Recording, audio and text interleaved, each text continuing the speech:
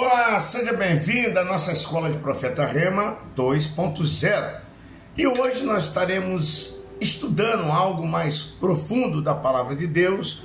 E hoje eu quero estar falando sobre os livros poéticos que estão na Bíblia e o seu significado, ou seja, suas palavras-chave. Cada livro ele tem uma palavra-chave. O que acontece? Às vezes a pessoa está pedindo para Deus uma palavra e naquele momento ele abre a Bíblia e cai exatamente, por exemplo, no livro de Jó, e a pessoa completamente quase não vai entender. Aí vai falar assim: Deus, fala comigo de novo, eu preciso ter algo mais concreto, algo mais transparente. Parece que Deus não falou da forma que a pessoa queria entender, mas na verdade não é isso, é que a pessoa realmente não conseguiu entender. E de repente ele fecha a Bíblia, aí cai no livro de Cantares, ele fica assim, Cantares, e ele fica achando que está precisando daquela palavra mais profunda. Ou às vezes pode até cair também no livro lá de Daniel, Ezequiel, Jeremias, e às vezes a pessoa não consegue entender o que está ali e ele fica um pouco meio perdido.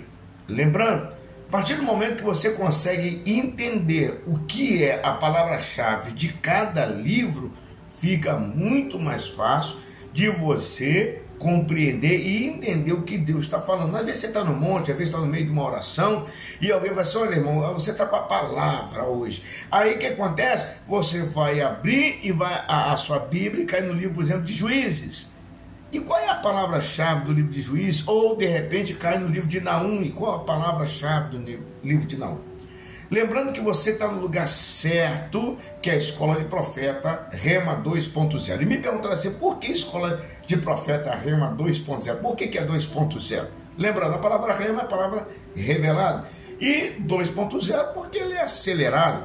Alguém pergunta assim: mas por que não pode vender livro ou apostila? Irmão, pensa bem comigo, você tem nas suas mãos aí, você tem 66 livros e tu acha a necessidade de comprar mais livros, sendo que não consegue entender nem 10% dos 66? Então, na verdade, temos que compreender e entender o que nós temos na mão. Temos uma espada boa na mão, nós temos ferramenta boa na mão, mas a maioria não consegue entender e nem compreender a metade dos 66 livros.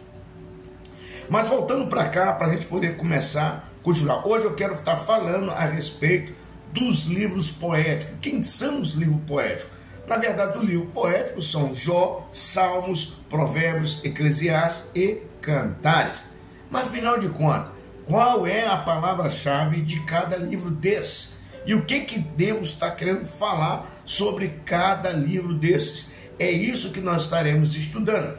Lembrando, se de repente você chegou na igreja, ou no círculo de oração, ou você está no monte, ou de repente você está num grupo de pessoas ali, e Deus tocou no teu coração para você abrir o livro de Jó. Aí tu fica meio perdido, assim: poxa, mas eu não consigo entender realmente o que está acontecendo aqui.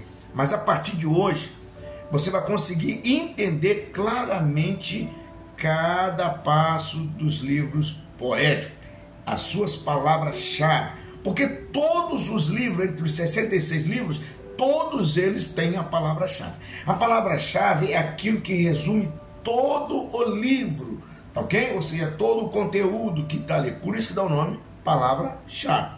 Ele não vai sair fora desse assunto.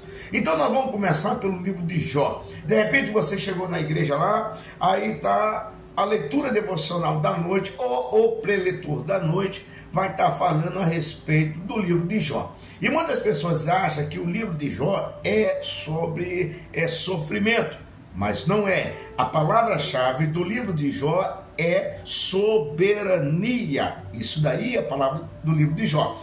Ou seja, é soberania. Deus nunca deixou de estar no controle de todas as coisas. Ele teve e sempre teve no controle de todas as coisas perante o livro de Jó. Lembrando que o livro de Jó não é sofrimento e nem vai falar sobre sofrimento. Quando você vê as pessoas enxergando só sofrimento no livro de Jó, essa pessoa está longe de entender o que é, na verdade, o livro de Jó. O livro de Jó nada mais é e nada menos é do que soberania. É a palavra-chave, é o que vai gerar em torno de todo o livro. Agora nós vamos para o livro de Salmos. O livro de Salmos é adoração. Então Deus está falando para aquela pessoa, ou Deus está falando para a igreja, ou Deus está falando para ti mesmo. Quando você abre a sua Bíblia e você exatamente cai no livro de Salmos, Deus está falando assim: olha, é só adorar, é só glorificar, é só esperar mais um pouco, porque a palavra-chave do livro é adoração. Perdão, é adoração.